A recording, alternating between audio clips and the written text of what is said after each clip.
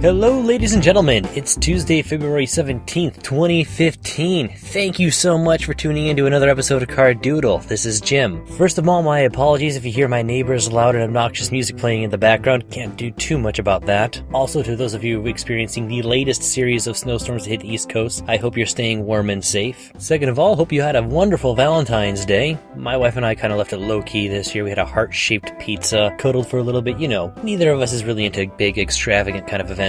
This was, of course, after releasing the Bot Got Game cartoon. If you haven't seen that yet, check out the link at the end of the video as well as in the description. I don't know if you've ever experienced this, but after I published Bot Got Game, I noticed several errors that I made. Nobody else seemed to notice, or at least they were nice enough not to point it out. But it just drives you crazy, doesn't it? Like, you look at it and you go, oh, this quarter of a second was messed up, and then it's just, But you know what? You just have to get over it. That's just what you gotta learn. So for this Cardoodle, I'm doing something a little bit different. I'm actually not drawing something that has anything to do with Welcome to Boulderdash. This is a Cardoodle about Cardoodle. And cue the Inception soundtrack.